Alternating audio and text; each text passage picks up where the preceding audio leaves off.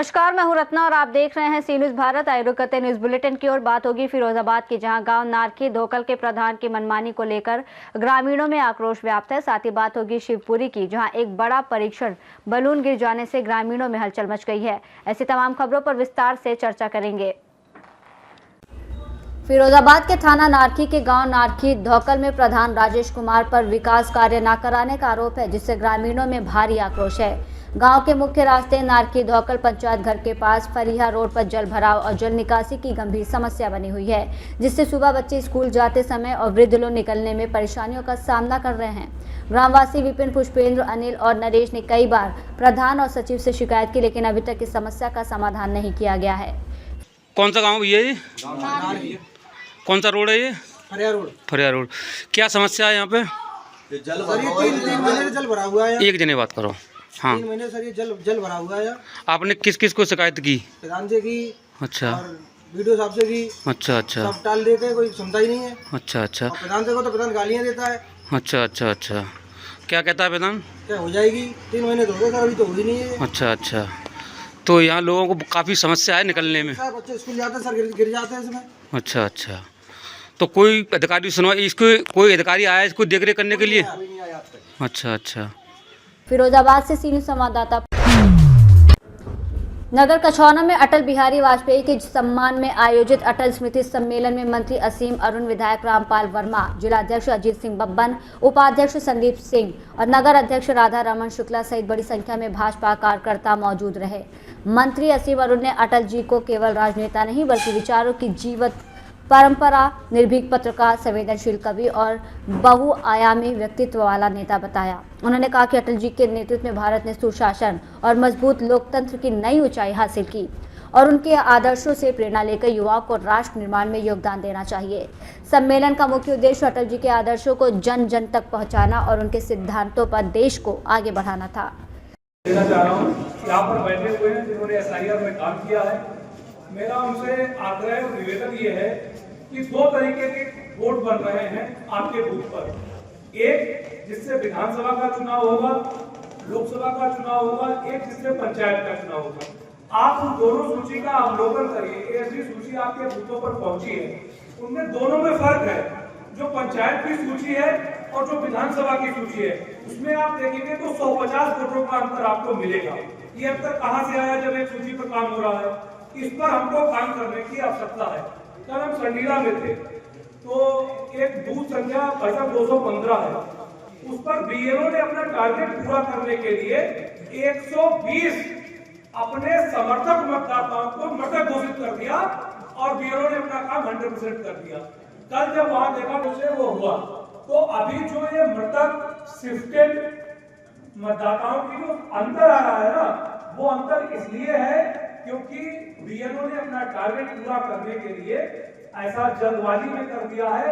अब ये हमारे कार्यकर्ताओं की जिम्मेदारी है कि उस सूची का गहनता से अवलोकन करें। हरदोई से सी न्यूज संवाददाता अनुराग की रिपोर्ट। कोटा शहर पुलिस अधीक्षक तेजस्विनी गौतम ने न्यू ईयर सेलिब्रेशन को शांतिपूर्ण और सुरक्षित बनाने के लिए कोटा पुलिस शहर के चप्पे चप्पे पर निगरानी रखी जाएगी। होटल, क्लब, रेस्टोरेंट और पार्टी स्थलों के बाहर सादी वर्दी में पुलिसकर्मी तैनात रहेंगे, ताकि किसी भी तरह की अव्यवस्था, हुड़दंग या अवैध गतिविधियों पर तुरंत कार्रवाई की जा सके। देखिए, नववर्ष को लेकर कोटा शहर पुलिस पूरी तरीके से मुस्तैद है। हर जगह हमारे फिक्स पिकेट्स रहेंगे। सभी कल हमने गुमानपुरा थाने पे एक जन सहभागिता शिविर में भी सभी आम जनता से भी रिक्वेस्ट की है कि नववर्ष जरूर मनाएं, लेकिन रिस्पॉन्सिबल तरीके से मनाएं। आप लोग नहीं भूलें कि जब भी आप रोड पे चलते हैं, कहीं जाते हैं, तो महिलाओं के साथ कोई बदतमीजी नहीं करें, दारू पीकर वाहन नहीं चलाएं, शालीनता से अपनी कानूनी हद में रहकर हम लोग मनाएं, ताकि किसी और को असुविधा या परेशानी नहीं हो। इसी क्रम में आज सभी होटल संचालकों और मैरिज गार्डन संचालकों से भी एक मीटिंग की गई है कोटा शहर पुलिस द्वारा, जिसमें उनको एक तो उनसे ये लिया गया है कि कहाँ कहाँ कितने बड़े प्रोग्राम हैं। अगर ज़्यादा भीड़भाड़ वाला क्षेत्र है तो वहाँ पे अगर पुलिस की डिप्लॉयमेंट लगानी है या कुछ भी अगर उनको हमारी सपोर्ट की जरूरत है तो एक तो उनसे बात की गई है। साथ ही साथ उनके प्राइवेट गार्ड्स की क्या रहेगी, महिलाओं की सुरक्षा सर्वोपरि रहेगी, किसी के साथ कोई अभद्र व्यवहार नहीं हो, दारू पीकर लोग वाहन नहीं चलाएं, उसके लिए सख्त कार्रवाई के लिए हमारे जगह जगह फिक्स पिकेट्स, ब्रेथ एनालाइजर्स और सभी रहेंगे। कोटा से सीनियर संवाददाता सुरेश कुमार पटेरिया की रिपोर्ट। खबर प्रतापगढ़ से है, जहां जिलाधिकारी शिव सहाय अवस्थी ने रंजीतपुर चिलबिला स्थित कान्हा गौशाला का निरीक्षण किया। निरीक्षण के दौरान उन्होंने गौशाला में निराश्रित गौवंशों के संरक्षण, देखभाल और उन्हें उपलब्ध कराई जा रही सुविधाओं का गहनता से जायजा लिया। जिलाधिकारी ने गौशाला परिसर की साफ सफाई, गौवंशों के रखरखाव, ठंड से बचाव के लिए किए गए प्रबंध, चारा पानी की उपलब्धता और बीमार पशुओं की चिकित्सा व्यवस्था का बारीकी से निरीक्षण किया।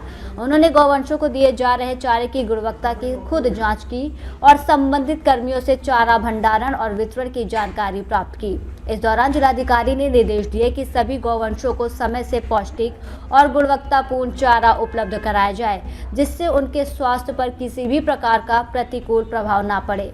निरीक्षण के क्रम में जिलाधिकारी गौवंश उपचार कक्ष भी पहुंचे, जहां उन्होंने बीमार गौवंशों की स्थिति की जानकारी ली।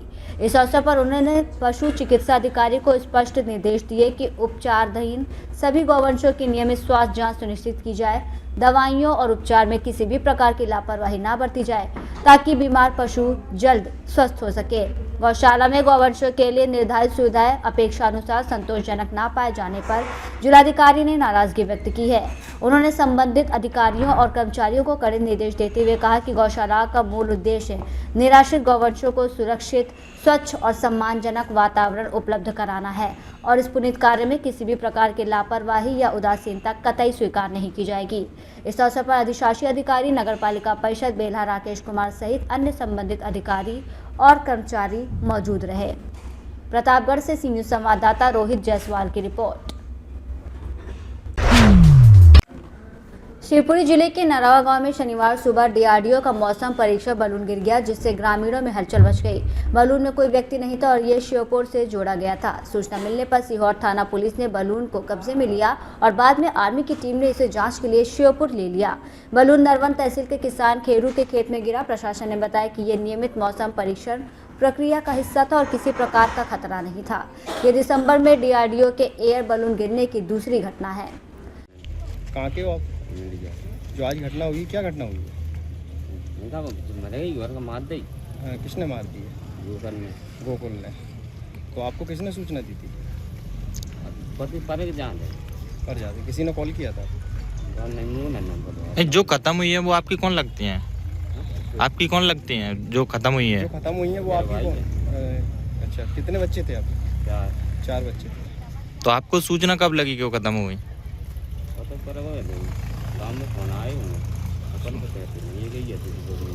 तो आप क्या घर पे नहीं थे क्या? आप आर में थे, वो घर पे थी? काम करा भी आई थी। अच्छा, तो आपसे कुछ कह के आई थी घर से कि मैं कहीं जा रही हूँ, नरवर जा आई थी? अच्छा, बोल के आई? क्या बोल के आई थी? काम करा भी जा रही है। काय का काम? मोड़ी की आदत वो बनना थी, जन्मतिथि की। अच्छा, जन्मतिथि की बोल के आई थी आपसे? आज नरवा में मर्डर हुआ है, क्या मामला है पूरा? आज तारीख 30 दिसंबर को दोपहर में करीब 12 बजे के आसपास पुलिस को ये सूचना मिली कि नरवर शहर के एक लॉज में एक महिला की डेड बॉडी रखी हुई है। इसमें जांच करने पर पता चला कि मृतका का नाम रिंकी पत्नी चंदन सिंह कोहली है। ये इमलिया गांव के निवासी हैं और एक व्यक्ति ने प्रथम दृष्टया गले में ब्लेड या धारदार हथियार से वार करके और इनकी हत्या कर दी है। इस मामले में हमने आरोपी को अभी राउंड अप कर लिया है और इसमें आगे जांच करी जा रही है। सर, मृतका की कितनी उम्र होगी सर? करीब 40 साल। 40 साल। और जिसने सर मर्डर किया है उसका नाम क्या है सर? उसका नाम गोकुल कोहली, निवासी गांव इंडिया। सर, इसकी उम्र कितनी होगी सर? उम्र लगभग 45 साल के आसपास। 45 साल। सर, जैसे क्या कारण हो सकता है, क्यों इसमें आपको? इसमें हम लोग कई एंगल्स सामने आ रहे हैं, तो हम लोग हर दिशा में जांच कर रहे हैं। पूरी जांच हो जाने के बाद ही हम आपको कोई कॉन्क्रीट आंसर जवाब दे पाएंगे। शिवपुरी से सीनियर संवाददाता विनोद सिकरवार के साथ कृपाल सोलंकी की रिपोर्ट। कोलारस नगर एवी रोड स्थित होटल फूलराज में मंगलवार को कोलारस भाजपा मंडल अध्यक्ष मंगल सिंह कुशवाहा के नेतृत्व में कार्यकर्ता मिलन समारोह और मंडल बैठक का आयोजन किया गया। बैठक के मुख्य अतिथि भाजपा जिला अध्यक्ष जसवंत जाटव रहे। कार्यक्रम में कोलारस विधायक महेंद्र सिंह यादव, जनपद अध्यक्ष भरत सिंह चौहान, पूर्व नगर परिषद अध्यक्ष रविंद्र शिवहरे, जिला पदाधिकारीगण, मंडल अध्यक्षगण, पूर्व मंडल अध्यक्ष और बड़ी संख्या में भारतीय जनता पार्टी के कार्यकर्ता मौजूद रहे। इसी दौरान बैठक में संगठनात्मक मजबूती, आगामी कार्यक्रमों की रूपरेखा और कार्यकर्ताओं के बीच समन्वय को लेकर विस्तार से चर्चा की गई। कोलारस विधानसभा के विधायक महेंद्र सिंह यादव ने कार्यकर्ताओं से संगठन के प्रति निष्ठा और सक्रियता के साथ कार्य करने का आह्वान किया और आगामी अभियानों को सफल बनाने पर जोर दिया गया। इसी दौरान जिला अध्यक्ष जसवंत जाटव ने कहा कि सभी भाजपा कार्यकर्ता अपनी ऊर्जा के साथ जिम्मेदारियों का निर्वहन करें और एक जिम्मेदार कार्यकर्ता बने, जिसके बाद सहभोज का आयोजन भी किया गया। शिवपुरी से सीनियर संवाददाता विनोद सिकरवार की रिपोर्ट। बलरामपुर जिले के दहेजवार वन परिक्षेत्र में राष्ट्रीय राजमार्ग NH 343 पर सड़क निर्माण के लिए अवैध मुरुम खनन और परिवहन पर वन विभाग ने कार्रवाई की है। जांच में पता चला कि बिना किसी वैध अनुमति या दस्तावेज के 6600 घन मीटर मुरुम खनन कर गाड़ियों के माध्यम से सड़क निर्माण कार्य में उपयोग किया जा रहा था। वन परिक्षेत्र अधिकारी ने बताया कि निर्धारित मापदंडों का उल्लंघन करते हुए मुरुम की खुदाई की गई और रॉयल्टी का भुगतान नहीं किया गया। वन विभाग ने इस अवैध खनन पर करीब 3 लाख रुपए का जुर्माना लगाने की तैयारी की है। 30/12/2025 को दोपहर में मुखबिर की सूचना के आधार पर पता चला कि हमारे कंपार्टमेंट दहेजवार मतलब बीट दहेजवार कंपार्टमेंट 3392 पड़ता है, वहाँ पर अवैध रूप से मुरुम का परिवहन किया जा रहा था, जो कि NH के काम में उपयोग हो रहा था। मौके पर पहुंचकर स्टाफ ने जो पतासाजी किया, उससे पता चला कि उन पास वैध दस्तावेज नहीं थे। इसी तारतम्य में 2 ट्रक और 1 पोकलेन को जब्त किया गया। आप जो कराए हैं तो करीबन 6600 घन मीटर जो मुरुम का परिवहन किया जा चुका है। अब आगे उसकी प्रक्रिया में हम उस पर पेनाल्टी करीबन 2-3 लाख रुपए तक का जुर्माना लगाया जाएगा। अभी इस मामले में हमारे परिक्षेत्र बलरामपुर में जुटाना होता है। बलरामपुर से सीनियर संवाददाता मुकेश सिंह की रिपोर्ट। उन्नाव जिले की बांगरमऊ तहसील के समसपुर अटिया कबूलपुर गांव के लगभग 2 दर्जन ग्रामीणों ने SDM से प्रार्थना पत्र देकर अपने पारंपरिक पोलिंग बूथ के स्थानांतरण पर आपत्ति जताई। उन्होंने कहा कि वर्तमान में मुख्य भवन जर्जर होने के कारण नीलाम कर दिया गया है और अभी नया भवन नहीं बन पाया। ग्रामीण चाहते हैं कि या तो चुनाव से पहले भवन बनाकर पोलिंग बूथ वहीं बनाया जाए या अस्थायी लोहे की चद्दर से बूथ स्थल तैयार किया जाए, और यदि प्रशासन ऐसा ना कर सके तो वो खुद चंदा इकट्ठा कर नया कमरा बनवाने को तैयार हैं। SDM बृजमोहन शुक्ला ने मामले की जाँच के निर्देश दिए हैं। अब ये देखना बाकी है कि मतदान स्थल वहीं रखा जाएगा या ग्रामीणों को मतदान के लिए किसी अन्य स्थान पर जाना पड़ेगा।